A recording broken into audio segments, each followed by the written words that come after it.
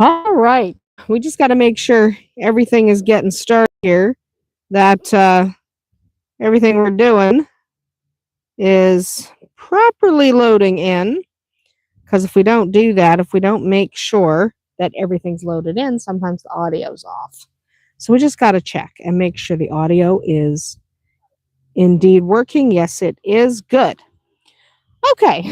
Now that we're pretty much loaded in, and I just want to, yep, okay, we are live. Because you never know, things happen. Anyway, welcome back to Andersen Acres. I'm Leanne. Thank you so much for joining me here today. We are at this end of the yard instead of the traditional other end because it is really, really chilly and really, really windy today. So we're trying to find the least windy spot in the yard, and this is as much shelter as I'm going to get. So that's why we're hiding in this section of the yard and not over there. So today we have some chickens and some rabbits behind us doing their thing.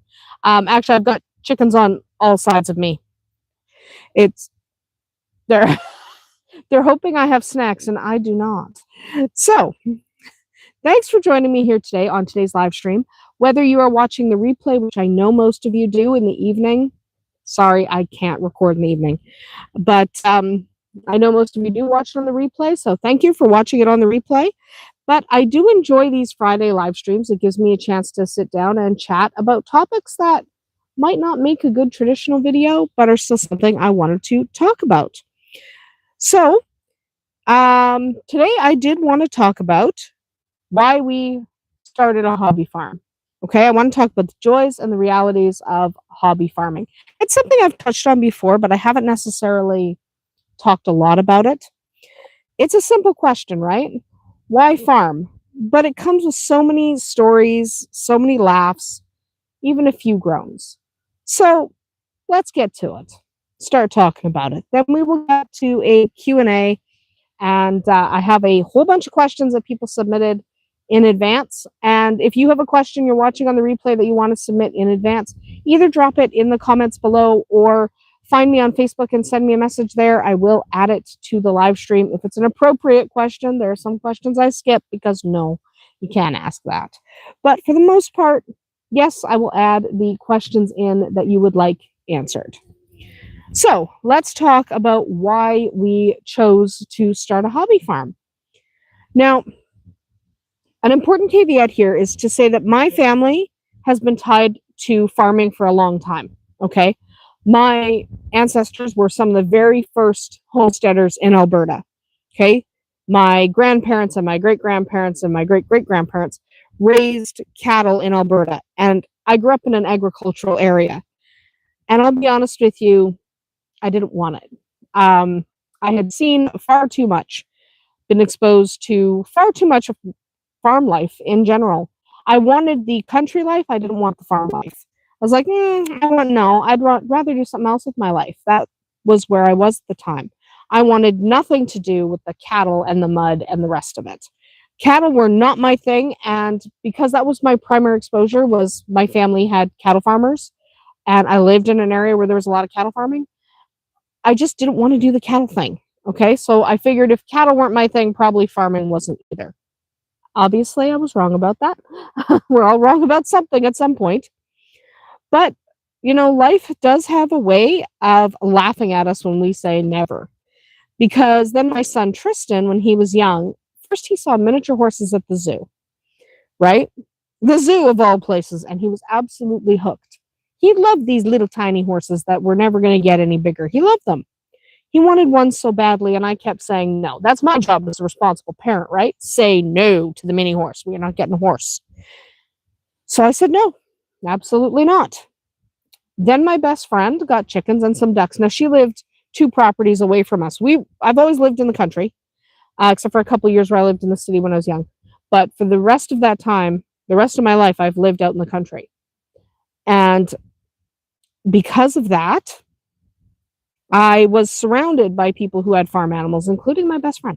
She got chickens and ducks, okay? And then she had to go away. And when she went away, she asked Tristan to look after them. She showed him how to do all the stuff, how to clean up after them and how to feed them and how to make sure they were healthy. And she walked him through everything, top to bottom. Well, you could probably guess where this one's going because he fell in love head over heels and he became determined to have chickens of his own, regardless of what I had to say about it. He especially wanted silkies because at the time, my best friend had silkies. She loved her silkies, and my son followed her down that rabbit hole.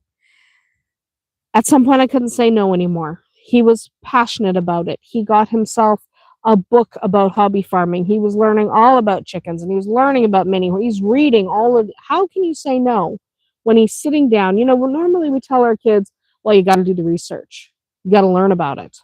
You can't do that until you know everything about it, right? And that's generally what we tell our kids, and for good reason. One, we don't want to do it.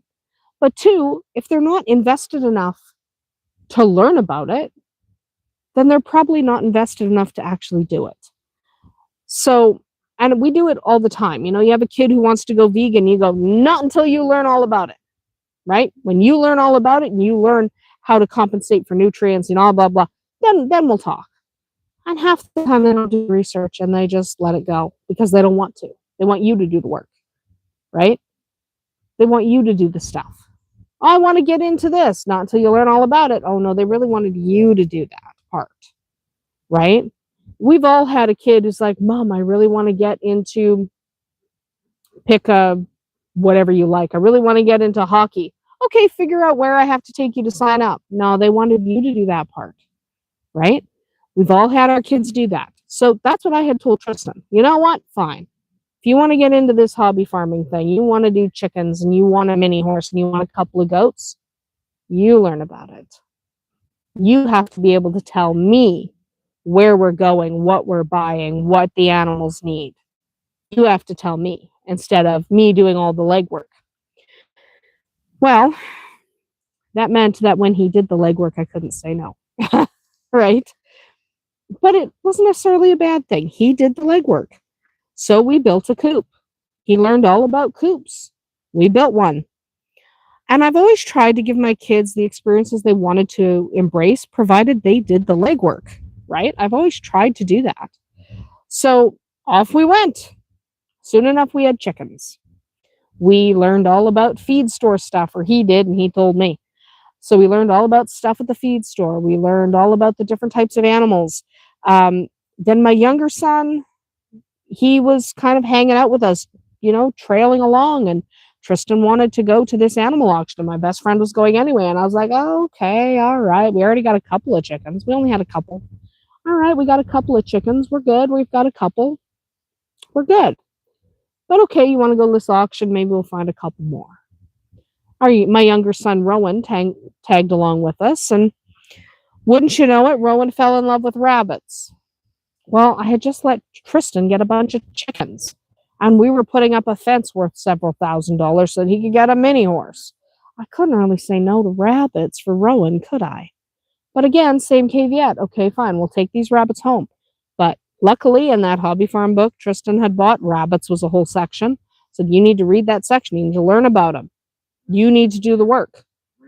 I'll help you if you need the help, but you need to do the legwork. He did. The one thing you could say about my kids is that when they want something, they'll work for it. So he did the legwork. So then I thought, okay, fine.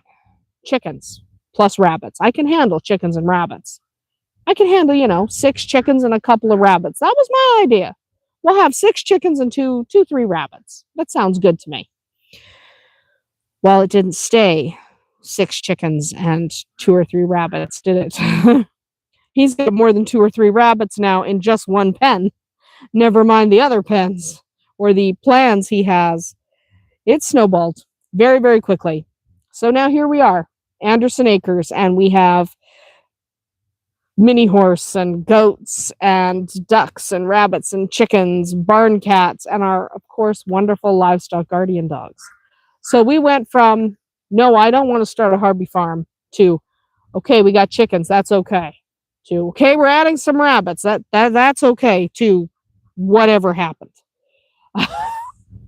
Kids, man, they'll get you started. And what are you going to do about it? Right? There's very loud ducks off that way. So there's not much I can do about them. So what keeps me going today, though? That's how we got started. What about today? Honestly, the animals. The animals I wasn't necessarily entirely on board with, to be honest. I was like, okay, fine, you guys can have animals. I didn't realize I was going to jump into this nonsense right along with the kids. But honestly, it's the animals that keeps me doing this. Shadowfax has more personality than should be allowed in any pony. He's staring at me now. Our chickens are ridiculous little comedians. Our ducks are weird. I don't know what they're doing, but they're doing something. And the dogs, well, the dogs are lifesavers, literally. With the coyotes around here in this area, we couldn't have a farm without the dogs. Okay? Add to that the joy of collecting our own eggs and growing a little bit of our own food and the quiet of being tucked away from the chaos of the world. We're literally in the middle of nowhere. Well, all of that keeps me doing the hobby farm thing. I enjoy it. It's a way to relax. It's hard work. I will admit it is hard work hauling hay and cleaning out pens and there's tragedy that goes along with it. You know, you'll lose some chicks, you'll lose a rabbit. There's tragedies that happen. But all in all, the positives outweigh the negatives. Now, if you've been watching our videos for a while, you'll know that Andersen Acres has a definite personality all its own. And most hobby farms do. Your hobby farm will take on its own personality. Some of them are really calm and some of them are a lot of fun. Here, our personality is chaos. Complete, unapologetic chaos, okay? It's chaos every day of the week, but it's a good chaos, okay? It's not drama, it's chaos. Nobody ever stays in their pens. Shadowfax is always out. He's out right now. He's just, standing there staring at me. He's wondering if I have cookies in my pocket. I do not. There's no cookies in my pocket. If I had cookies in my pocket, they'd be all over me and I wouldn't be able to talk. It'd be all, that wouldn't be fun. So he's just staring at me, hoping I'll pull out a sleeve of cookies. I don't have one. But the rabbits escape more often than they stay put. That happened this morning. I had to go pick up a bunch of baby rabbits because the hutch behind my shoulder here, we left the door open and there's 7 baby bunnies in there along with their mama, and they were all out all over the grass right where we're sitting. So I had to come out and pick them up. We're good at containing animals. I promise. We're good at this. Arwen, our goat, basically free ranges at this point. It's not worth trying to keep her fenced in. In fact, we built our fence high enough that she can get out. Just because I was tired of her destroying fencing. So, fine, get out. Whatever, it doesn't matter. It's just not worth it. And the chickens, well, forget it. They go where they please. They'll roost in the trees. They'll sit on the deck. There's a couple of them on the deck right now, just hanging out, just doing their chicken thing. And somehow it all works out for us. Mostly thanks to the dogs. Let's not pretend that it's working out because I'm so good at keeping them safe. The dogs are. Without the dogs, the coyotes would have had a buffet a long time ago because we have like 70 chickens, 60, 70 chickens, something like that. I'm not keeping a running count, but we have quite a few, and we have lots of coyotes in this area. And if it weren't for the dogs who are in the bush right now, I can hear them tromping around. If it weren't for the dogs, those coyotes would have made snacks of our chickens long ago. So let's be real, though. There are joys, and then there are the oogs, right? The joys are easy. Shadowfax running across the yard, even if he wasn't supposed to be out, it's still gorgeous to watch. Watching the dog stretch out in the sun, seeing Rowan crawl into his pens and cuddle with his rabbits, Arwen coming up for snuggles, all these things are fantastic. The cats dramatically leaping out of hay bales just because it's fun, keeps you on your toes, and it makes you laugh. But the others, the stuff I'd rather skip, for me it's mud. Okay? Mud. Just, it's the bane of my existence. Spring mud, sometimes fall mud. If we've had a lot of rain, it's endless. And the flies. I don't like the flies. Flies that buzz and they bite, and they worst of all, they can cause fly strike in your animals. If you have never seen fly strike, I envy you. Fly strike sucks, and it can hit hard and fast, and your animal can go downhill before you even know they have fly strike. So you got to keep an eye. I can handle broken fences. I can handle escapees. Mud and flies, that's when I start muttering and cursing under my breath. Um, I don't love mud and flies. Mud and flies should go away. Hate them. Still, it's those little worth it moments that make all the difference. The silly antics, the quiet independence, the joy of collecting eggs, the companionship of the animals. That's why I farm. So at this point, I'm going to transition into the Q&A section. I have a bunch of questions that were pre-submitted.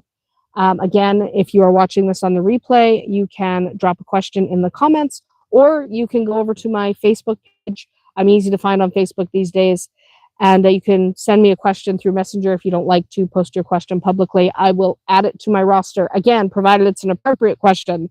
I've gotten some questions that there's no way I'm answering. Not going to happen. Okay? So appropriate questions. Keep them appropriate. So I'm going to go through them and talk about each one and try to answer them best I can before I have to go for the day.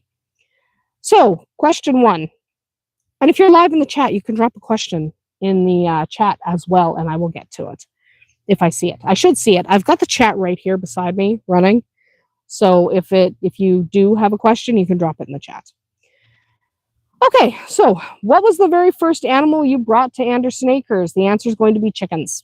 That was thanks to Tristan and his determination to get chickens and his decision to, yes, learn all about them before he, I got hay in my hair, which is good. But everyone always has hay in their hair, part of hobby farming. But yeah, Tristan was pretty determined to get chickens, and I told him, well, you can only get them if you learn all about them, and learn all about them he did. So those are always my criteria. You can have whatever pet you want, but you have to look after it properly. So you have to learn about it, you have to love it, and you have to take care of it. When you stop taking care of it, it has to leave. It can't stay anymore. We haven't had that problem. We have not gotten rid of an animal because someone didn't want to take care of it. It has been a non-issue. But Tristan started us on that hobby farm journey, and I'm glad he did. Who causes the most trouble on the farm? Shadowfax. Without a shadow of a doubt. One of the guys, okay, we live in a very, very rural area, and way down, there's a guy who has a runway. There's a guy who has a runway, and he has a small Cessna plane, so he's just buzzing around the area right now. That's what you're hearing. He's flying pretty low. Anyway, Shadowfax causes the most trouble on the farm. He is an escape artist. He is the bringer of chaos. Still one of my favorites on the farm. Love him. He's great. Do goats really have personalities? I find them kind of bland. Yeah, goats absolutely have their own personality. You might not see it until you start interacting with them. If they're afraid of you or not used to you, they might not blossom when you're standing there. Now, Arwen is a really good, I don't know what you guys are doing. Okay. Arwen is a really good example of a goat bursting with personality. She's curious and affectionate and knows exactly how to get her way, but she's infinitely comfortable with us. Okay. So it's really important that your goats are comfortable with you before you notice their personality. If you're finding your goats kind of bland, you might not be spending enough time with them. You might not be getting to know them. What's your least favorite farm chore? Anything to do with mud-soaked pens. So when the rains hit in the spring and Shadowfax's pen is just a sea of mud, well, I've got to do things like add straw and sand to it to reduce the amount of mud. I hate doing all of that. I hate mud. I hate anything to do with mud. I hate scraping down mud. I hate shoring up the muddy spots. If it's mud, I hate it. If the chore involves mud, I also hate it. I hate mud, okay? Now, I will put up with mud because I love the animals the way I do. But mud is the bane of my existence. What's your favorite farm chore? I really like collecting eggs, right? I do that a lot in the mornings. I like collecting eggs, but I also really like grooming Shadowfax. I really like just sitting around and grooming the horse. He's lovely and wonderful. And often I'll just bring out my brushes, set them up, and I'll just sit in a chair and I'll just groom him because he's really a wonderful guy. Do your animals get along with each other? For the most part. I'm not going to say there's never been a squabble. Everyone has their own unique personality, and that is going to result in the occasional squabble. No one's ever been hurt, so they argue a little bit. The dogs keep everyone in line. Occasionally you have two roosters hate each other, but we have enough property that they can spread out if they need to. They don't have to be all squished together. So because everyone free ranges, if I've got a couple of roosters that don't love each other, they can just go to their separate corners. They don't have to hang out. How do you handle predators? Okay, first of all, I should detail what predators we have. Primarily, we have like coyotes, foxes, and skunks. We're also in bear country, so you could have bears. We also have things like raccoons. We have things like weasels, which are so much fun. And we have rats. And a lot of people don't think of rats as predators, but they are. Rats are pretty nasty. So mostly the dogs, honestly. The livestock guardian dogs are our frontline defense against coyotes and bears and stuff like that. The cats handle the rodents. And between the two of them, yeah, we're pretty good. I would never, ever again have no livestock guardian dogs on a hobby farm or a larger farm. If you've got livestock, even if it's just a few chickens, definitely consider a livestock guardian dog so that they have some kind of protection. Because we prefer to free range. Our birds are lovely, they're healthy, they're stronger. For being able to free range, we couldn't do that without the dogs. We would have to have everyone locked up all of the time because this is an area with a lot of predators. What's the funniest thing a chicken has ever done? Well, Radagast, who's in front of me on the other side of the camera here, the other day he was chasing a butterfly and he was full bore chasing that butterfly. He was going to get that butterfly. Then he tripped over his own feet and face planted, and I wish I'd had a camera running because it was pretty funny. He just face down in the grass. Just it was really quite funny. And he didn't move for like 10 seconds. He was like, boom. And then eventually he started getting up. I was like, first it was funny, and I was like, are you hurt? And then he was fine. It was okay. But it was pretty funny. I'm not sure that's the funniest thing a chicken's ever done. That's just what immediately came to mind because it just happened the other day. Do rabbits make good farm animals? Yes. If you like rabbits, first of all, and if you have a purpose for them, you can just have them as cuddly pets. Yes, they're an excellent addition to the farm. But if you don't want them as pets, you can raise them and breed them to sell the babies. You could be raising them for fiber. So maybe you have Angoras. Some people raise meat rabbits. We don't process ours for meat, but I know some people do that. They're great for companionship and practical purposes, but only if you like rabbits. So if you're not going to breed them to sell and you're not going to eat them and you're not going to harvest the wool from your Angoras and stuff, and you are not interested in the companionship, then rabbits might not be the right choice. Okay, so consider whether or not they're actually the right fit for your farm. I hit the mic again. But I love having rabbits. They're not for everyone. So when you're picking animals for your farm, you kind of have to decide if that is useful to you. Like, not everybody wants goats. Not everyone has a use for goats. Rabbits are great on the hobby farm, but only if there's something you're actually interested in. What's the hardest part about keeping rabbits? For us, it's apparently keeping them contained. Just remembering to shut the pen. No, it's probably the fact that if you're not well versed in rabbit care, it's easy to make a mistake. It's easy to think, I'll just feed them a bunch of carrots. They're probably one of the animals that has the most misinformation spread out there.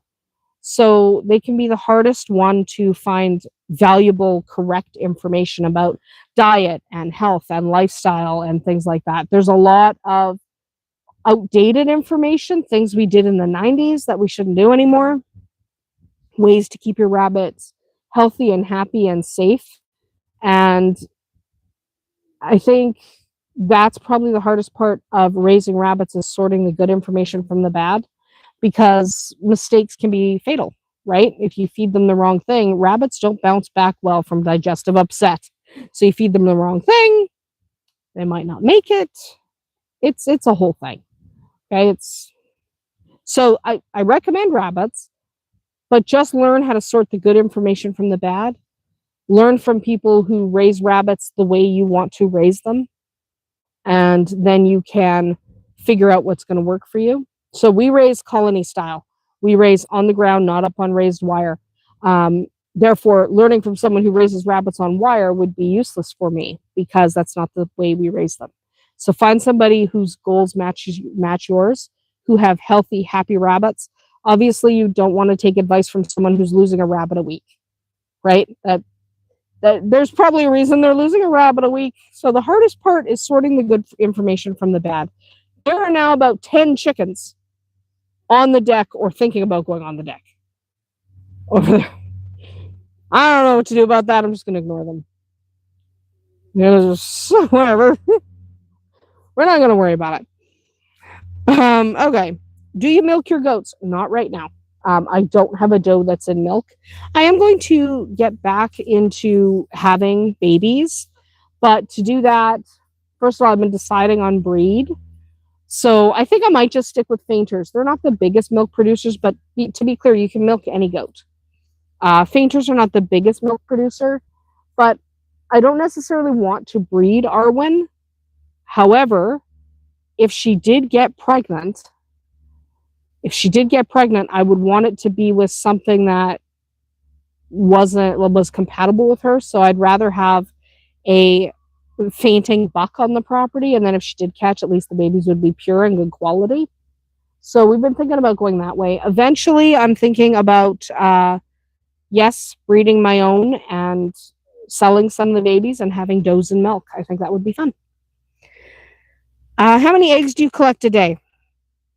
Depends on the time of year. So the middle of winter, your numbers are going to be lower, and the middle of summer, when it's really, really hot, your numbers are going to be lower. I'm sitting forward because now the sun is coming out, and I don't like the sun in my eyes. Still windy and cold, but the sun's coming out. So it varies. Sometimes we get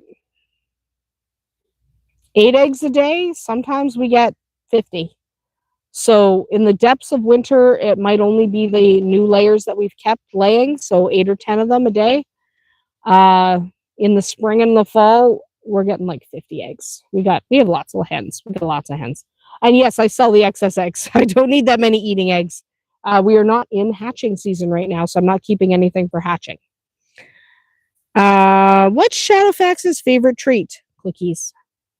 Specifically, we have these arrowroot biscuits that are actually for human babies, and he loves them. He thinks cookies are the best snack. So that's what he gets. Well, he gets lots of snacks. He gets apples, and he gets carrots, and he likes cucumbers, and he likes celery. He likes pumpkins a lot. He likes a couple slices of oranges here and there in moderation. You have to give oranges in moderation. But he really loves cookies. Like, that's his absolute favorite snack. Do you get attached to the animals? Yes, our animals are family. 100%. If you are raising animals to process for meat, tell yourself that at the beginning, okay? And don't get attached on purpose. Because if you get attached and then decide, well, I really should turn them into pork chops, you're going to have a harder time with it. Let yourself not get attached in the first place if you're going to process them for meat. There's no way we could turn these guys into, first of all, I have alpha-gal and can't eat the rabbits anyway, but there's no way we could harvest them for meat at this point. They are our friends. They are our family. We love them too much for that. What's the weirdest place you've ever found chicken egg? I've found eggs on top of hay bales. There have lately been eggs on the barbecue tray on the deck. Hi, guys. These guys were all on the deck a minute ago. No, I don't know where they're going. Whatever. Yeah, I don't know where they're going. They're up to something. But I found eggs like on the barbecue tray, in the back of my dad's truck. You got to shut your car doors around here. Chickens jump in and lay eggs. You got to shut your doors. In the gazebo, when somebody left the door open, someone was laying eggs in there for a while. I had to throw those eggs out because I didn't know how old they were. But yeah, I found eggs in some pretty odd places. Do the animals recognize you? Of course. Even the chickens. People think chickens can't recognize people, but they can. Ours do. They know the difference between me and Tristan. They know Tristan gives them food. They know I usually have a snack in my pocket, but they know Tristan feeds them the bulk of their food, so they follow him around more than they follow me around. So, yeah, they recognize faces. They can recognize dozens of different human faces. They know the difference between you and your sister.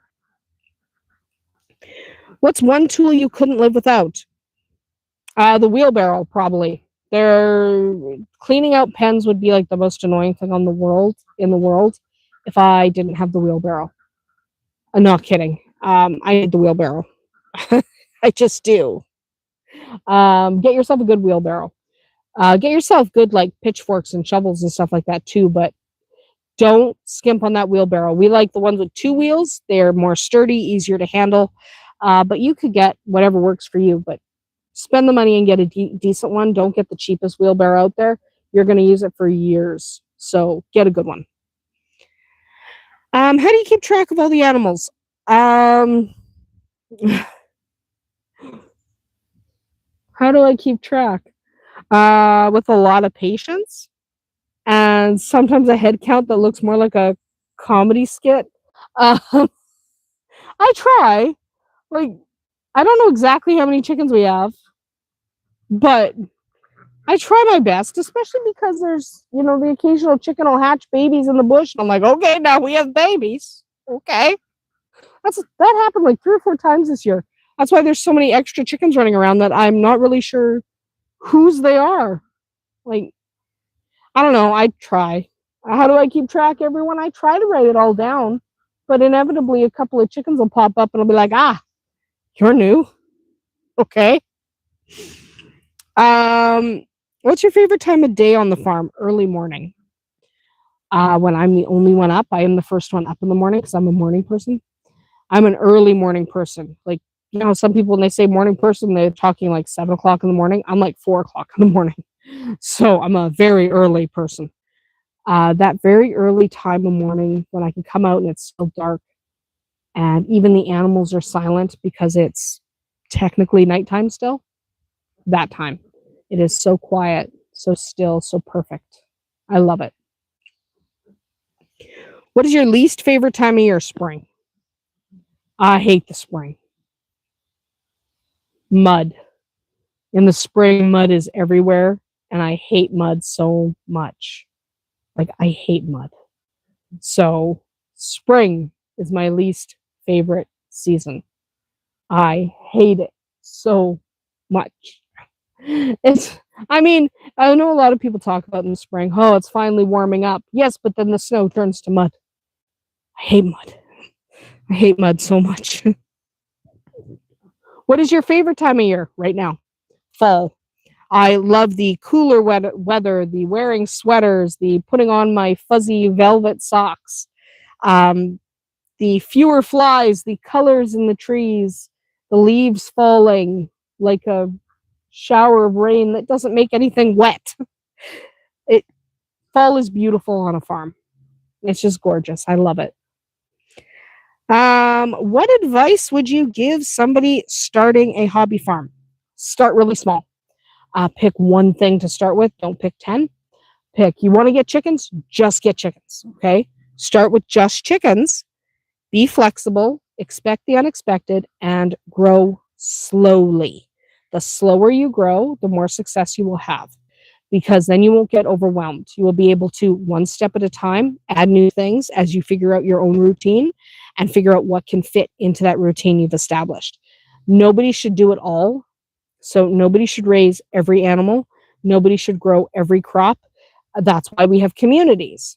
Figure out who in your community does what and do something different, and then you guys can trade, right? If your neighbor grows 1 million tons of tomatoes, maybe you should grow corn, that kind of thing, right? And then you can trade. Otherwise, you're going to get overwhelmed. If you try to do everything, if you try to raise all of the animals and grow all of the crops all by yourself, you're going to find very quickly that you are overwhelmed and burnt out. Start really small, pick one thing to get started, and then as time goes on, you can slowly add more things that fit in with the lifestyle you're establishing. Hobby farming and farming in general is not one set of rules. There are different ways to do things, different combinations that work for different people. Not everybody are going to have chickens, rabbits, goats, and grow 6 crops. Okay? Everyone's hobby farm looks a little different because we all have different needs, different wants, and different abilities. So keep in mind your personal abilities. Make sure you're starting small so that you can stop when you reach your limit without going, oh, I'm overwhelmed. So just start small and give yourself a little grace. We all make mistakes. Next question. Do you name all of your animals? I try. We have had quite a few chickens show up out of the bush this year that don't have names yet. And they showed up out of the bush because their mamas were sitting on eggs that I didn't know about. Because they're sneaky, sneaky, sneaky chickens. So we try. Most of them have a name. Like I can tell you the name of the ducks behind me. We've got Donald and we've got Dahlia. Our big red rooster is Jabba. The rabbits all have names except for the ones we're probably selling. Yeah, the animals generally have names. Who's the cuddliest animal on the farm? It's going to be a race between Rowan's rabbits, who are absolutely sweethearts, or Shadowfax, who all he wants to do is cuddle. So it depends. Depends on the day. How long does it take you to do chores each day? Depends on the season. Takes longer in the spring because mud. I hate mud. Couple of hours. Sometimes 4 hours spread out. So it's not all at once. It's not like you get up in the morning and have to do 4 hours at once. The most intense is in the morning because, you're making sure everyone's getting outside. You're making sure everyone has food, make sure everyone has water, checking the weather for the day so you know if there's any accommodations you have to make because the weather's coming in or things like that. The most intense is in the morning, but it's not in one block. So you're talking about, 2 to 4 hours spread out over the course of the day. Do the dogs ever chase the animals? No. Tequila and vodka and whiskey. Whiskey's not even a guardian animal. He's just a golden doodle. But they would never. They have no reason to. And the animals aren't afraid of them. The animals are their protectors, not predators. Okay? So our dogs don't behave like predators because they are not predators. What's the biggest project you've taken on? You know what? The biggest project is always building new enclosures, like new coops, new barns. That's always the biggest project. And it always seems like it's taking forever. So yeah, that's probably the biggest project you always take on, whether it's a new pen for the rabbits or whether it's a new lean-to for your goats. That always seems like a huge project, a bigger deal than it really should be. Do you grow your own food too? Some of it, yeah. Not all of it. I'm not going to pretend that we are entirely self-sufficient. Having one person being entirely self-sufficient, especially with a family, is unlikely. It's best if you can get together with members of your community and you can trade stuff. So I grow a whack ton of tomatoes because we love to make tomato sauce. I grow a whack ton of root crops like potatoes. I don't grow a ton of peppers. So the peppers I need, I usually trade, right? Because it works. I do enjoy growing my own vegetables. I don't enjoy growing enough to survive the entire winter on. So, yeah, trading works best. What's the best part of having chickens? Their personalities. They are bubbly, they are funny, they are endlessly entertaining. And then right up on the heels of that question is, what's the worst part about having chickens? There's no polite way to say it. They're poop. They poop everywhere. They go up on your deck and they poop on your deck. And then they go over on your patio and they poop on your patio. And then they poop on your chair, which you have to clean off before you sit down. Chickens poop. Love chickens. Hate cleaning up their poop. But you can't have the delightful chickens without having to clean up their poop sometime. So, no polite way to say it. That's the worst part of most of the animals. They poop. Do your animals ever surprise you? Oh, all the time. all the time. Whether it's Shadowfax sneaking out or a chicken laying eggs right in front of the door that I stepped on when I came outside. Yeah, they'll surprise you all the time.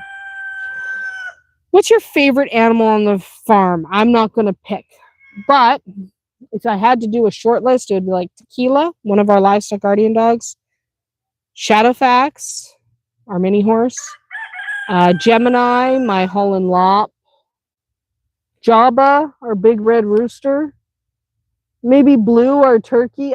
I've got a lot on my short list, don't I? It's not much of a short list. I love them all. Do the animals have routines? Yeah. They know when it's dinner time better than I do. You can absolutely tell when it's dinner time because Shadowfax yells. He will tell you immediately it is time for dinner. Leave them alone. There's a rooster having a little tiff with a couple of baby chicks. You do not need that spot exclusively. He's kicking them out of a corner that they're sitting in. One of the roosters is just making them move. What is one thing you didn't expect about hobby farming? How much laughter comes with it, to be honest? There's a lot that goes on in a hobby farm that's just completely hilarious. There's a lot that happens that you either laugh or cry about it. You might as well laugh. So, yeah. That's what it is. It's the thing I didn't expect is how much laughing we would do. What's one thing you wish you'd known earlier? That fencing is a suggestion, not a rule. I wouldn't have tried so hard to put up the dang fence if I knew that Shadowfax would just find a way to get out anyway. Fencing, at least for us, fencing is a suggestion. What's the most rewarding part of hobby farming? Watching the animals thrive and knowing we created this space for them to thrive in. That's probably what it is. That's what I think I love the most, is looking out my window first thing in the morning or late in the afternoon and seeing Shadowfax walk on by, seeing the chickens wander across the yard, and knowing that we created this haven for them, that they are safe and happy and healthy because we made it that way. That is probably what it is. What's the healthiest animal you own? Ducks. Ducks are a disaster. I love my ducks. Love them. But they are definitely the messiest animal. Okay? They are completely messy. They splash water everywhere. They poop everywhere. Ducks are, if you don't like mess, do not get ducks or geese. What? Do we have to just stand there and crow? Literally the entire time? Just looking at me now. He's like, it wasn't me. I said, was you? I can see you. Don't worry about him. He's nuts. Yeah, but ducks are incredibly messy. If you don't like mess on your farm, you're going to want to skip the waterfowl. Skip the ducks, skip the geese. They're messy. I love them, but let's not pretend they're not messy. They do better free ranging because they make a mess out of any pen you try to confine them in. So, yeah, waterfowl free range is better. Do your kids still enjoy the farm? Absolutely. Absolutely. If Shadowfax was not being looked after by Tristan, then our original deal would have held. We would not have kept him because that's the rule. You can't get an animal and then abandon it and expect me to look after it. Our rule has always been, you get it, you look after it, you love it. So, yeah, the kids still look after their own animals. Still. Tristan is looking at keeping his own livestock guardian dog instead of like the two we have. One is mine, one is Rowan's.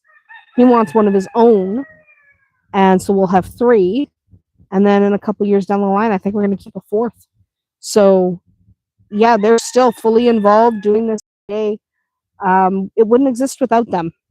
I would have a smaller amount. Like I would have a smaller amount of chickens. I'd have a handful of rabbits. But Rowan loves his animals. And so does Tristan. They are very good with them. The kids are still fully involved. And they're going to stay that way because if they're not, then they're responsible for rehoming their animals. What do visitors think when they come to the farm? I think they're surprised by the sheer amount of chaos happening. So someone will pull up to pick up a rabbit, and there's like chickens literally everywhere. And I think people don't really expect that. They expect like there's barking dogs and there's chickens running everywhere and there's a horse in the trees and a goat wandering up for a pet. I think people think that it's exaggerated. And then they come and they're like, "Oh, they're actually all out." Yes, all the time. I don't just let them out for the camera. They are always out. They're just wandering around doing their thing. Might not be filming all the time, but these guys are outside all the time. But it's not long before the animals also charm the heck out of people. So visitors usually are surprised and then quite charmed. Would you ever go back to life without animals? No. This is our life now. This is what I love. Now, as a career, I'm a writer. And so I work from home. And one of the best things is just to sit right here in the shade of the tree so that I can see my computer screen and just do my work. And it's delightful. I would never go back to not having these animals. That's why I'm really grateful to my children for insisting we start keeping chickens and rabbits, and it just snowballed from there. I will forever be grateful that they insisted because I will not go back. I will not go back to what we used to have, which was just a lot of empty space. That empty space was designed to be filled. And so we fill it with these guys. And they are happy and healthy and looking at me. I don't have any cookies. Looking at me. But yeah, I definitely wouldn't go back. But I have to go. I just realized what time it is. I literally have to get going. Friday afternoon is very busy for me, and we have to pick up my brother. He's coming out today, but we have to go pick him up. So, yeah, we have stuff to do. Friday is a very, very busy day for us. So, that is going to be about it for us here today at Andersen Acres. Thank you for joining me, whether you're watching live or on the replay. Remember, if you're catching this later, leave your questions in the comments. I'll try to include them in the next live stream. You can also find me on Facebook. Drop me a line there. I will try to include your questions. I appreciate every one of you for spending this time with me, whether now or later in the replay. Either way, it's been a great time. We'll see you tomorrow. We'll go out looking at some of these birds because they're kind of awesome, aren't they? And I gotta get going.